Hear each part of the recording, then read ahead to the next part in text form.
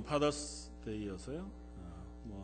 지난번 어머니날에도 그랬지만 우리 서로 아버지든 어머니든 부모 되신 우리 옆에 분들에게 수고하셨습니다. 그리고 축복합니다. 이렇게 한번 인사하면 좋겠습니다.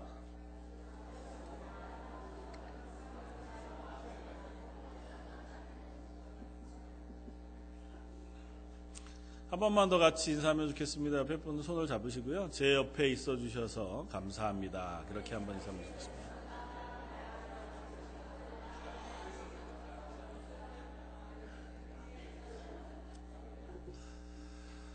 오늘은 우리가 잘 아는 말씀, 출애굽기 17장 말씀을 가지고요.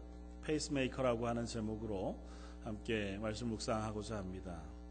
오늘 제가 쓴 그 칼럼에 보면 똑같은 제목으로 제가 칼럼을 썼습니다. 2001년 10월 시카고 마라톤에서 아주 특별한 일이 있었는데요. 보통 이제 현대 마라톤대에서는 굉장히 잘 알려지고 익숙한 일이기는 하지만 페이스메이커라고 하는 사람들이 있습니다. 대회 주최 측에서 혹은 아주 기록을 잘 내고 싶은 어떤 한 개인이 사람을 하나 고용해서 함께 뛰어주도록 그렇게 이제 계약을 하고 그 사람들에게 요구하는 건 이런 거죠. 10km까지만 시간 얼마 이내에 최선을 다해서 뛰어주는 조건, 아니면 30km 이내까지 30km를 돌파하는 지점까지 당신은 2km까지만 뛰어주면 된다. 그러니까 보통은 그 기록이 그 대회 혹은 세계 신기록 이런 기록에 도달하기 위해서 그 지점에 돌파해야 할 만한 기록.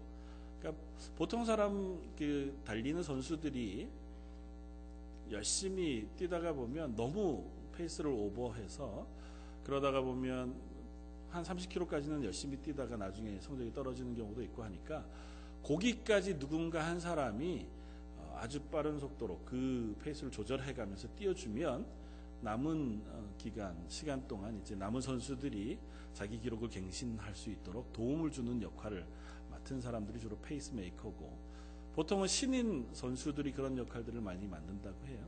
근데 종종 조금 아까 2001년 10월 시카고 마라톤에서 또 그랬지만 종종 페이스메이커였던 사람이 그 대회 우승하는 일들이 있었습니다.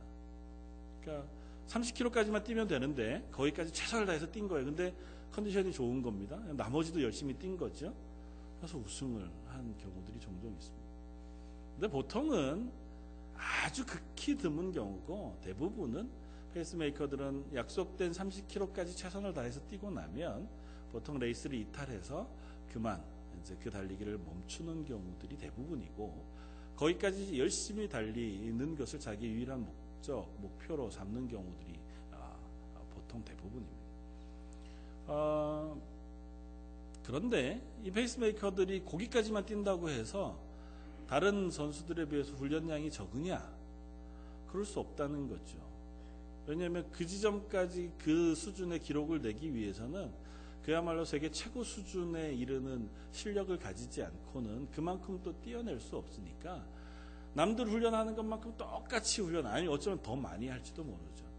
정말 열심히 훈련을 하고 또 그 기간에 맞추어서 식단도 조절하고, 그러니까 그 대회 우승하는 아니면 그 대회에서 두각을 나타내는 선수들과 비교해서 하나도 부족할 것 없는 만큼의 훈련과 준비를 철저히 한다는 겁니다. 그럼에도 불구하고 그 사람들은 그 훈련과 그 애씀의 결과로 자기들이 할 수 있는 것, 자기가 맡은 지점까지 자기가 약속한 시간 내에 들어오는 것 이상은 별로 얻을 것이 없는 사람들. 남들이 우승해서 스포트라이트를 받고 세계적인 선수로 각광받는 그 순간에 그 사람을 이끌어 주면서 뛰었던 이 페이스메이커들은 그냥 뒤 안으로 때로는 물러서서 그 모습을 지켜봐야 하는 경우들이 대부분이라는 거죠. 그래서 오늘 말씀을 묵상하면서 또 한 주간 말씀을 생각하면서 성도들의 삶 속에 혹은 우리들이 살아가는 삶 속에도 이 페이스메이커의 역할을 하는 사람들 또 하는 것이 필요하겠다는 생각을 하게 되었습니다. 누군가는 각광받는 자리에 있지만 또 누군가는 그를 돕고 또 그와 함께 그 길을 걸어가야 이 달리기를 완주할 수 있게 되어지더라는 거죠. 물론 아닌 사람들도 있겠지만 하나님 우리들에게 그런 역할들을 맡기셨습니다.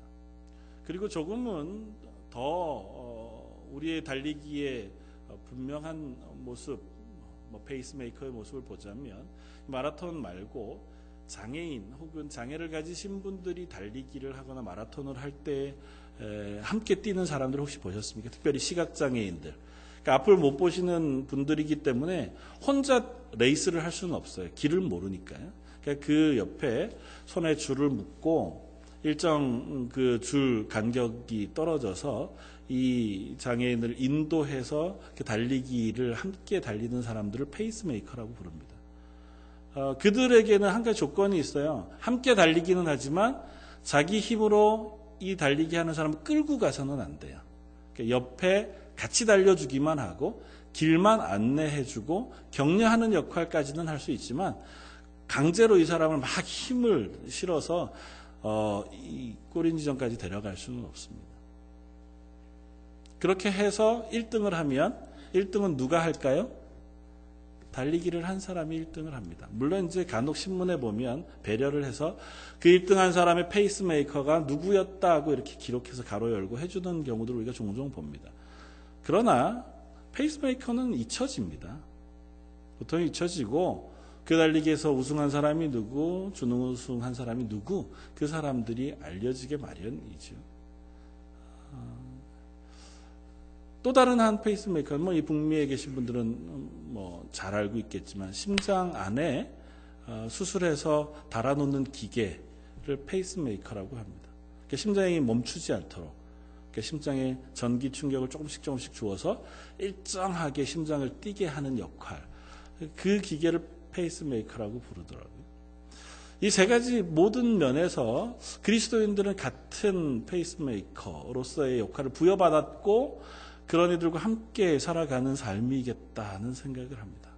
내가 골인 지점까지 달리기 위해서 하나님의 나라 갈 때까지 아니면 우리의 거룩한 생명을 혹은 삶을 유지하기 위해서 우리는 누군가로부터 적극적으로 혹은 지속적으로 도움을 받고 자극을 받고 위로를 받고 격려를 받는 그런 사람들이 분명하다는 생각이 들고 물론 그 도움에 가장 우선이 되어지고 변함없이 우리 옆에 계신 분은 하나님이신 것을 우리가 확인합니다. 그래서 하나님을 내 페이스메이커 이렇게 표현하면 좀 죄송한 맛이 있지만 분명한 것은 하나님이 우리와 함께 계시겠다고 약속해 주신다는 거죠. 제가 제일 좋아하는 말씀 가운데 예수님의 말씀 중에 하나가 부활하신 예수님께서 제자들을 찾아오셔서 제자들을 바라보시면서 숨을 내쉬시며 너희에게 평강이 있을지어다 말씀하시는 그 말씀입니다.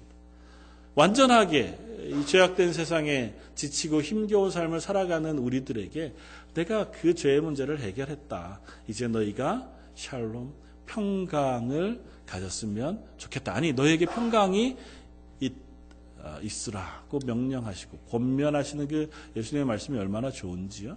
근데 그 예수님이 승천하시기 전에 또 제자들에게 이렇게 말씀하십니다. 이 땅 가운데 너희가 내가 맡긴 삶을 잘 살아내도록 해라. 그래서 모든 족속으로 제자를 삼아 하나님과 아버지와 아들과 성령의 이름으로 세례를 주고 그들을 하나님의 사람으로 만들어갈 것을 권면하면서 뒷붙여 이렇게 말씀하십니다. 내가 세상 끝날까지 너와 함께 있을 것이다. 그 일을 하는 동안 그 길을 걷는 동안 내가 너와 함께 있어 주실 거다. 그러니까 잊지 말아라. 내가 너와 함께 있다는 사실을 기억해라. 그렇게 말씀하신다는 것입니다. 오늘 본문 출애굽기 17장은 이스라엘 백성이 출애굽해서 홍해를 건너 시내산을 향해 가는 그 도중에 일어난 이야기를 쓰고 있습니다. 17장엔 두 가지 사건이 기록되는데요. 1절부터 7절까지 사건과 8절부터 마지막까지의 사건이 기록됩니다. 둘 다 한 곳에서 일어나요. 르비딤이라고 불리는 지명, 그 장소에서 이 사건이 일어나는데요. 앞쪽에 1절부터 7절까지의 사건은 이 르비딤이라는 곳에 도착한 이스라엘 백성들이 먹을 물이 없었습니다. 그러니까 그것으로 인하여 모세를 원망하고 하나님을 원망합니다. 이들이 지금 걷고 있는 지역이 어디냐면 광야, 조금 더 이해하기 쉽게 얘기하면 사막입니다. 완전한 모래는 아니죠. 모래와 흙 그리고 돌멩이로 이루어진 나무나 물이나 피할 만한 어떤 동네를 만날 수 없는 사막을 지나가고 있는데 우물을 만날 수 없는 거예요. 먹을 물이 없습니다. 그 수많은 군중이 30만이 넘는 사람들이 가는데 마실 물을 못 구하니 당장 죽게 되었죠. 그래서 우리를 왜 여기까지 끌고 오셔서 우리를 죽게 합니까? 그렇게 이제 하나님을 원망합니다. 하나님께서 그 말씀을 듣고 그들에게 모세를 통해서 물을 허락해 주십니다. 그리고 이렇게 말씀하세요. 7절, 17장 7절. 그가 이제 모세죠. 모세가 그곳 이름을 마사 또는 무리바라 불렀으니 이는 이스라엘 자손이 다투었으며 또는 그들이 여호와를 시험하여 이르기를 여호와께서 우리 중에 계신가 안 계신가 하였음이더라. 마사 무리바라는 얘기는 다툼, 시험이라는 이야기입니다. 이스라엘 백성 구원해 내셨는데 그곳에서 이스라엘 백성이 하나님과 다투고 하나님을 시험해요. 뭐라고 시험한다고요? 우리 중에 하나님이 함께 계신가? 그렇지 않은가를 시험했습니다. 결과는요. 하나님이 그들 중에 계셔서 그들에게 물을 먹게 해 주셨습니다. 그리고 그들은 그곳 이름을 모세를 통해서 마사 무리바라고 지명을 붙였습니다. 이스라엘 역사 가운데 지금 지명 가운데 이스라엘뿐만 아니라 많은 지명들이 특별한 일들을 기념하기 위해서 지어진 경우들이 종종 있지 않습니까? 이스라엘 지명은 특별히 더 그렇습니다. 그런데 이것은 이제부터는 마사 무리바라고 부른다는 거죠. 그러면서 기억하기를 바라는 겁니다.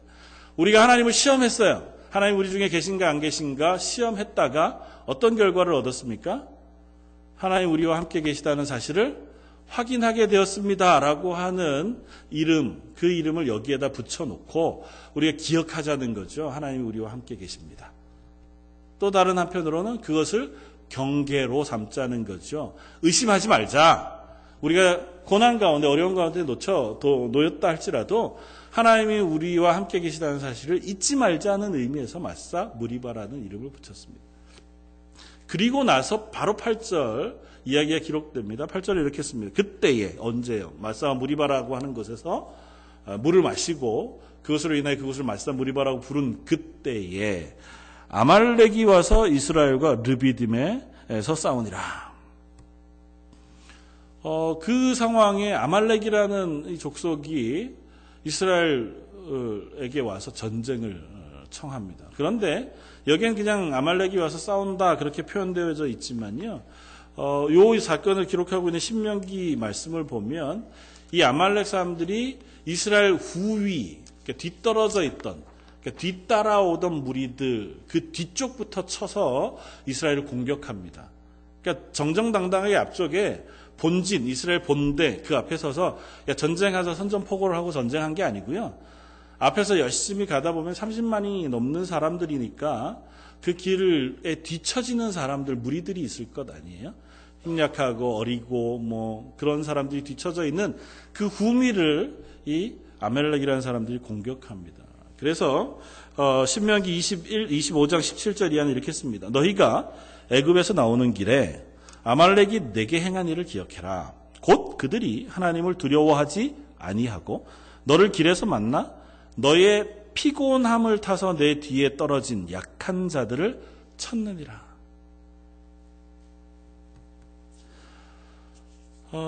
이 아말렉이 악하죠. 그리고 이 모습은 우리의 신앙의 삶에 그대로 투영이 됩니다.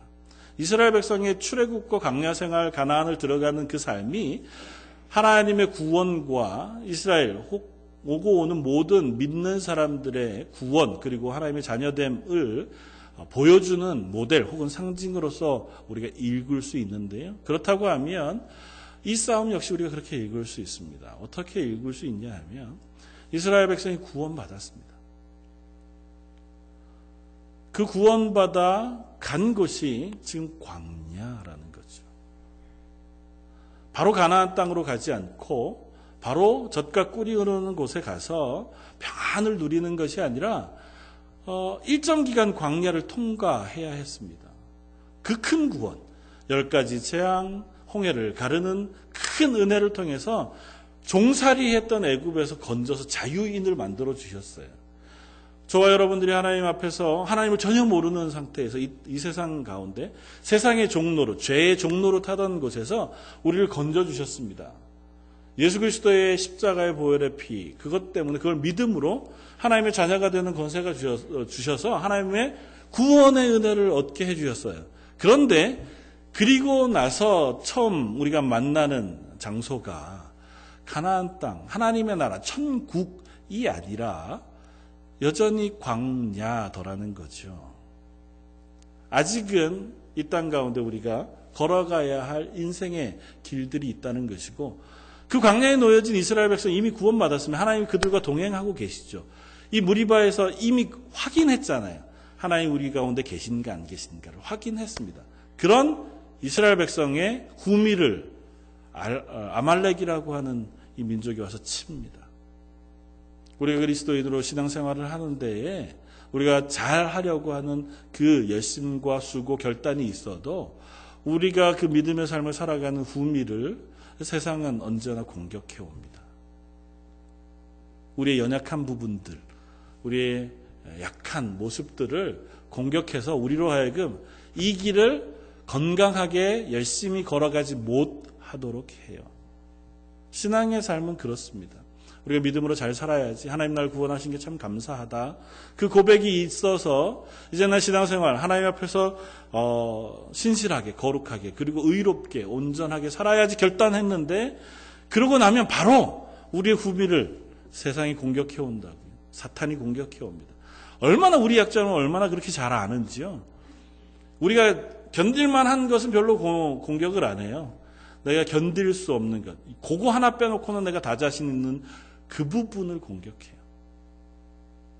난 어떤 말을 들어도 난 괜찮아. 근데 이상하게 나한테는 좀 너무 잘난 척 하시는 거 아닙니까? 아니면 좀 너무 자신감이 많으신 것 같아요. 그러다가 조금 교만한 걸 조심해야 되겠습니다. 이 얘기만 들으면 나는 그냥 그 사람하고 다시는 상종하기 싫어지는 마음이 생기기도 합니다. 다른 말은 다 괜찮아요. 너 성질이 왜 그러니? 너 생긴 게 왜 그러냐? 인생 그런 식으로 살지 마라. 다 괜찮아요. 다 괜찮은데 이 말은 들으면 안 돼, 나는. 나한테는 이 말은 하면 안 돼. 그런데 사단은 어딜 공격하냐 하면 꼭 이 말로 공격해요. 내가 신앙생활 잘해야지. 오늘부터 내가 열심히 사랑하고 사람들한테도 내가 잘하면서 내가 정말 신실하게 살아봐야지, 그러면 여지없이 나를 그 말로 공격해오는 사람들이 생깁니다. 그 말 말고 나는 이 부분은 참 약해. 다른 건 괜찮아. 내가 열심히 봉사도 할 수 있고 또 다른 사람들 용서할 수도 있는데 이 부분은 참 약한데 여지없이 그 부분을 사단은 공격해요. 그래서 우리가 그 자리에 그냥 서 있게 만들어요.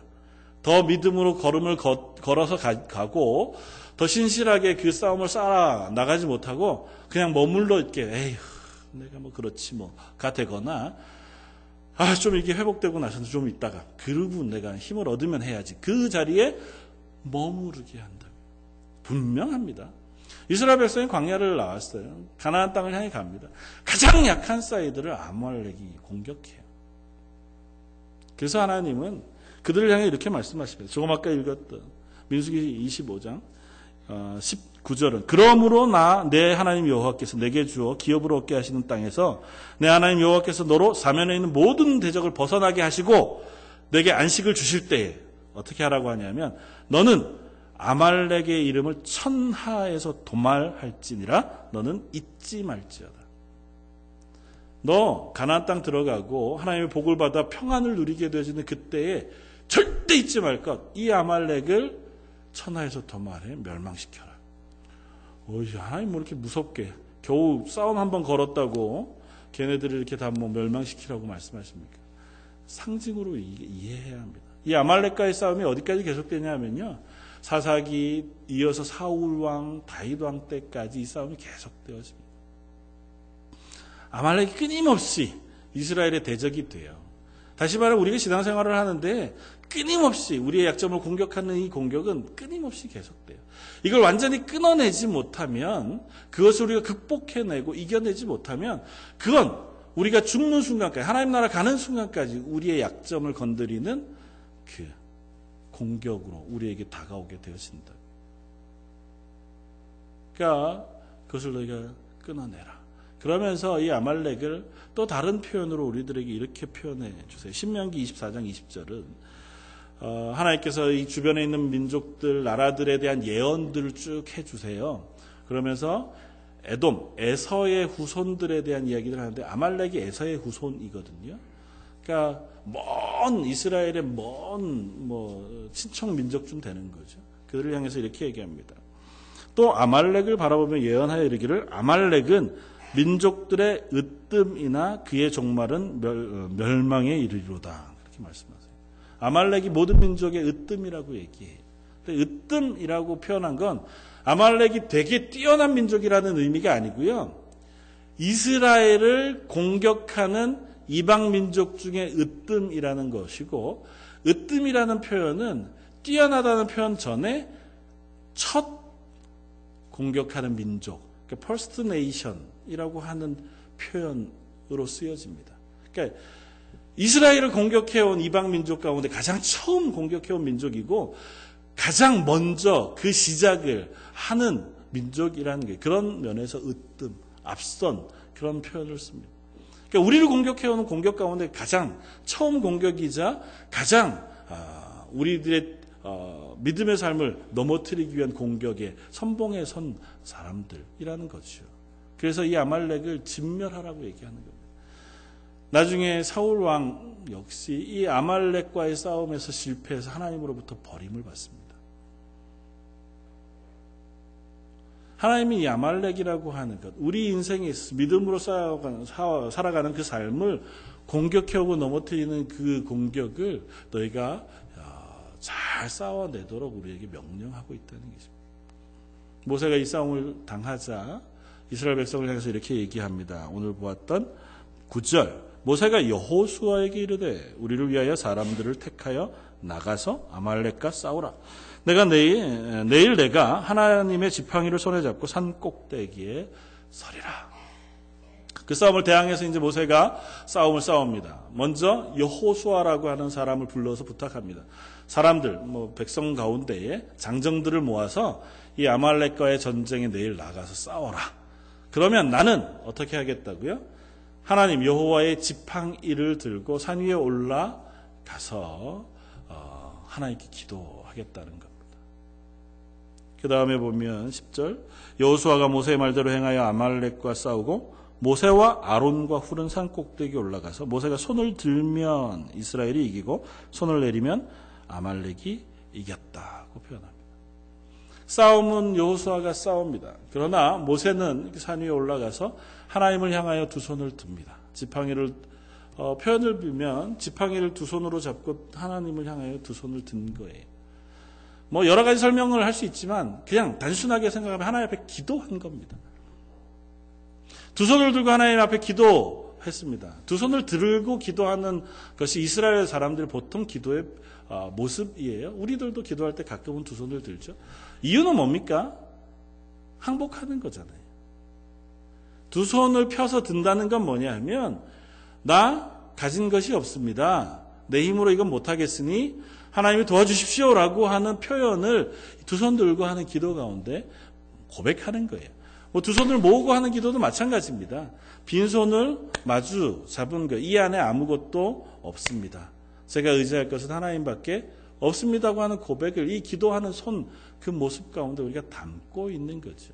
하나님 앞에 기도하는 거예요. 하나님, 제가 이 전쟁을 이길 수 없습니다. 지금 싸우기는 여호수아가 싸워요. 그러나 이 싸움을 전적으로 하나님께 맡겨드리는 겁니다. 하나님 이 싸움을 싸워주십시오. 그가 기도하고 있을 때 하나님이 은혜를 베푸시면 이스라엘이 승리했습니다. 근데 피곤해서 손이 내려오면 그 싸움을 지고 말았어요. 전적으로 이 싸움의 승패가 하나님에게 달려 있다고 하는 사실을 이 모세는 알았고 그것을 경험했습니다. 그래서 결국에는 손을 끝까지 들고 하나님 앞에 기도함으로 이 전쟁을 승리하고 나서 모세가 그곳에 단을 쌓고 그 제단의 이름을 여호와 니시라고 부릅니다. 여호와는 나의 깃발이시다.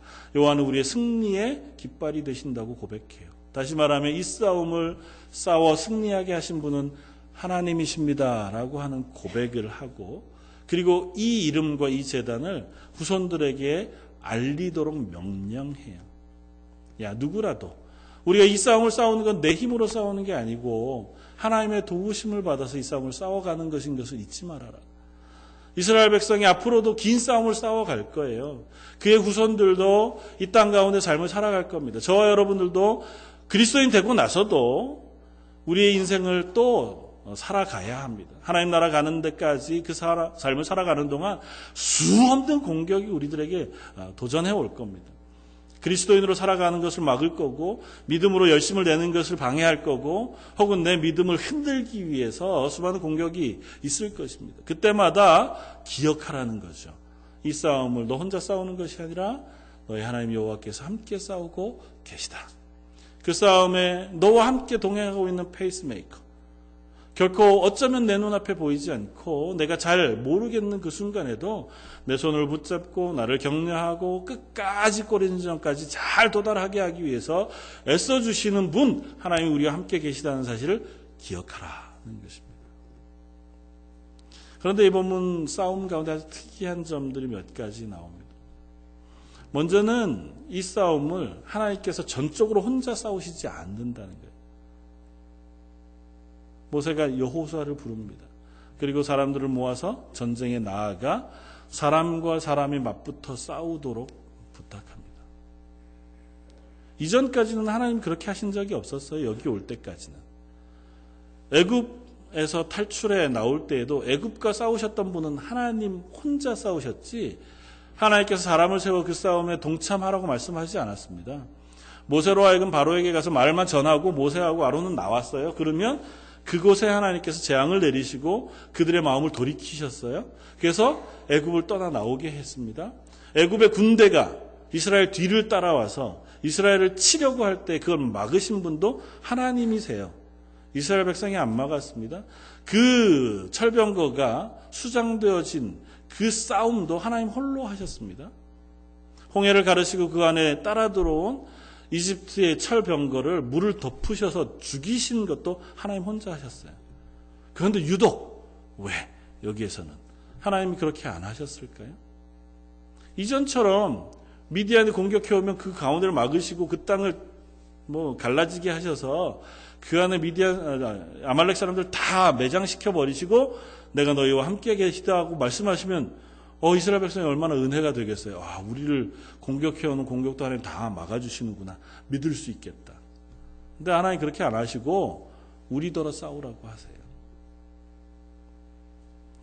우리는 그 사실을 기억해야 합니다. 구원받은 이후에 도 싸움이 있습니다. 구원은 우리 힘으로 얻을 수 없어요. 죄로부터 나 스스로를 건져내 하나님의 자녀가 되는 자리, 죄 없다고 의롭다고 인정해 주시는 자리로 나아가는 건 인간인 이상 스스로가 얻을 수 없습니다. 내가 아무리 애써도 우리는 여전히 죄에 대한 욕심이 우리 속에 있어요. 내가 아무리 거룩하고 착하고 의롭게 살고자 해도 우리 속엔 여전히 미움과 다툼과 질투와 시기와 욕심이 있어요. 그걸 완전히 지워내는 건 불가능합니다. 하나님이 그런 우리를, 그 죄를 씻으시고 구원받은 하나님의 자리에 옮겨 놓으시는 건 전능하신 하나님의 그 주권 가운데 우리를 옮겨 놔주세요. 예수 그리스도의 보혈의 피, 예수님이 나를 대신하여 죽으신 것으로 나를 구원해 주십니다. 그러나 구원해 놓은 그 자리부터 이제 하나님 나라 가는 그 순간까지 우리로 하여금 그 믿음의 싸움을 싸우라고 말씀하세요. 너 구원해 놨으니 이제 하나님 나라 갈 때까지는 아무 염려 없어. 내가 너와 함께 해주고 보호해 줄 테니 너를 공격해오는 공격도 없을 거고 어려움도 없을 거고 어떤 고난도 없을 거야. 그러지 않는다고요.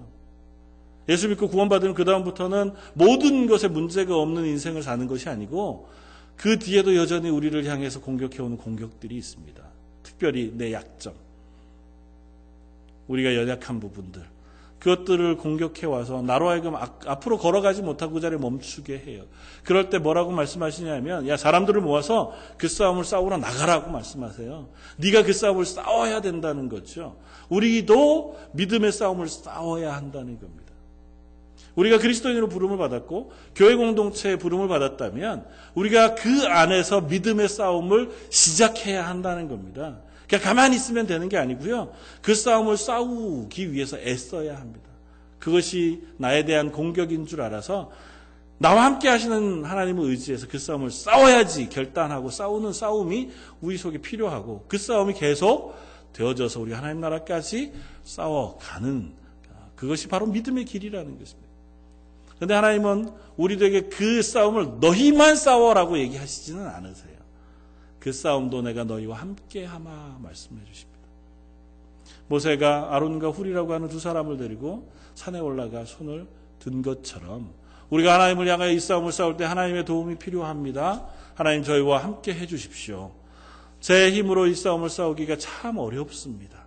고백하고 기도하고 은혜를 구할 때에 하나님께서 그 싸움을 이길 수 있도록 은혜를 베풀어 주신다.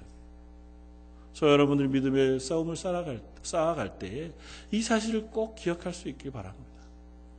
먼저는 내가 싸워야 하고 그리고 그 싸움을 싸우는데 하나님이 도우신다는 사실을 기억해서 하나님의 도우심을 구하며 두 손 들고 하나님의 은혜를 구하는 자리에 설 수 있어야 한다는 거죠. 무릎을 꿇는 것, 두 손을 모으는 것, 두 손을 드는 것 다 똑같은 고백의 표현입니다. 나를 도와주십시오. 내가 이것을 다 해결할 힘이 없습니다. 그럴 때마다 하나님은 응답하신다고요. 무리바에서 목이 말라 하는 이스라엘 백성에게 반석을 깨서 그들이 물을 먹을 수 있도록 바로 응답해 주신 것처럼 아말렉이 그들의 후미를 쳐 공격해 올 때에 모세가 손을 들고 있는 그날 그 싸움을 끝내어 그들을 승리로 이끌어 주신 것처럼 우리가 하나님을 향하여 도움을 구하고 은혜를 사모할 때 하나님 우리에게 그 싸움을 이길 수 있는 은혜를 베풀어 주신다는 것입니다. 그 하나님이 저와 여러분들의 하나님인 것을 믿으시길 바랍니다. 그리고 그 하나님과 함께 이 싸움을 싸워 갈 수 있기를 바랍니다. 저는 이 본문 가운데 이것이 메인 그리고 중요한 이야기이지만 오늘 본문의 설교의 제목을 이것으로 잡지 않고 페이스메이커로 잡은 것은 조금은 아주 작은 깨달음 혹은 살핌이겠지만 여기에 나오는 여호수아나 아론과 훌이라고 하는 사람을 한번 생각해 보았으면 좋겠다 하는 마음이 들었습니다. 어떻게 보면 여호수아는 그래도 앞서 싸우고 그 이름이 잘 드러납니다. 근데 아론과 훌이라고 하는 이 두 사람은 모세가 올라가자 해서 산에 올라가고요. 그 올라가서 아론과 훌은 하는 일이 뭐냐 하면 모세가 힘들까봐 앉을 돌멩이 옮겨다가 의자 만들어주고 모세가 팔이 힘들어 내려올 것 같으니까 그 팔을 양쪽에서 지지하고 있는 역할이에요. 팔 내려오지 말라고 지지하면 나도 손을 들어야 되잖아요. 모세가 손 들고 있는 것만큼 아론과 훌도 손 들고 힘들었을 것 아니겠습니까? 근데 이 싸움 가운데 아론과 훌의 역할은 그게 다예요. 그리고 그들이 결코 이것으로 인하여 칭찬받지 않습니다. 앞에 드러나지도 못하고요. 아론이라는 사람은 얼마나 대단한 사람이냐 하면 모세의 형으로 이스라엘 백성이 애굽에서 출애굽할 때 모세와 함께 그 역할을 감당했고 대변자로 더 많은 말을 했던 사람이 아론이었습니다. 물론 실패도 했고 하나님 앞에서 실수도 했죠. 그러나 하나님 앞에서 첫 대제사장이 되어서 하나님을 예배하는 전적인 역할을 맡았던 사람이 아론이었습니다. 훌이라고 하는 사람은 더 많이 안 알려져 있죠. 성경을 찾아보면 훌은 갈렙의 아버지였다고 기록이 되어 있고 이 성막을 지을 때에 그 역할을 감당했던 부사렐이라고 하는 사람의 할아버지였다고 기록이 돼요. 그러니까 다시 말하면 아주 믿음의 귀한 가문에 중요한 역할을 맡았던 사람이 분명합니다. 근데 이 역시 그저 가서 보좌하는 역할, 그 모습으로만 나타나요. 저는 이들이 페이스메이커와 같은 역할을 했겠다 생각이 됩니다. 실수도 있고 실패도 있지만 여호수아든 아론이든 훌이든 아니면 여호수아와 함께 싸움을 싸웠던 이스라엘 장정들 그들의 이름도 기록되어져 있지 않은 그 사람들 역시 이 싸움을 싸우는 중요한 사람들이었다는 겁니다. 그들의 싸움이 있었기에 이 싸움을 이길 수 있었을 것입니다.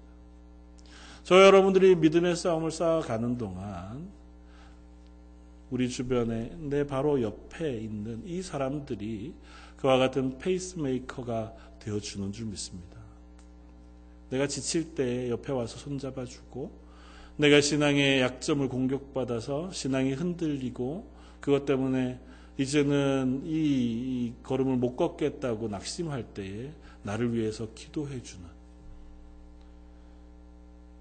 그래서 내 눈앞에서 당장 그들이 내 힘이 되어주지 않는다 할지라도 끊임없이 나를 위해서 기도해주는 기도의 사람들로 내 옆에 있어주고, 그리고 나와 함께 그 길을 걸어가주고, 그 길을 걸어가주면서 나보다 앞서지 않고 나를 책망하지 않고 나 손을 붙잡고 그저 뒤에서 묵묵히 우리의 등 뒤에 버텨주는 이들이 있기에 우리는 이 싸움을 싸워가는 줄 믿습니다. 저 여러분들, 여기 런던 제일장독에 있는 모든 분들이 우리의 신앙의 삶을 살아가는 데 있어서 그와 같은 역할을 하는 사람들이기를 원합니다.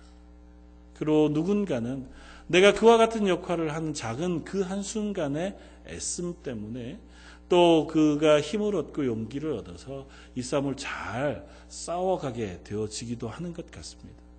서로가 서로의 페이스메이커가 되어주고 서로가 서로에게 그와 같은 역할을 공급받아서 이 땅 가운데 우리가 그리스도인으로 살아가는 그 삶들을 살아가게 되어지길 바랍니다.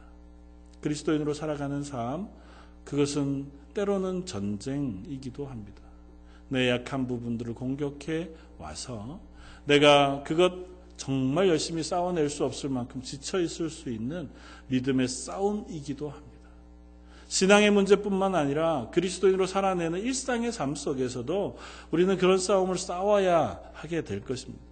그러나 그 싸움 나 홀로 싸우지 않고 먼저는 우리 생명의 주인 되시는 하나님께서, 예수 그리스도께서 내가 세상 끝날까지 너희와 함께 있을 것이다 약속하심으로 우리에게 끊임없이 은혜를 공급해 주시는 분으로 우리와 함께 계시다는 사실을 기억하고, 그리고 내 옆에 손잡은 이 사람이 때로는 약하고 때로는 나보다 못할 때도 있지만, 그러나 또 때로는 내게 내 달리기, 내 싸움을 싸워가는데 도움을 주는 동역자인 줄 알아서, 나를 격려해 주는 사람인 줄 알아서 그와 함께 손을 잡고 이 길을 걸어갈 수 있었으면 좋겠고, 나도 할 수 있다면 그의 손을 붙잡고 우리 끝까지 이 걸음을 걸어갑시다. 포기하지 맙시다.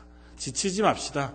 지치면 정 안 되면 우리 같이 쉬었다 갑시다. 밥 한 끼 먹고 가든지 커피 한 잔 마시고 좀 쉬었다 가든지 포기하지 말고 갑시다. 페이스메이커는 그거잖아요. 포기하지 않게 하는 것. 끝까지 가게 하는 것. 그 일을 저와 여러분들이 맡을 수 있었으면 좋겠습니다.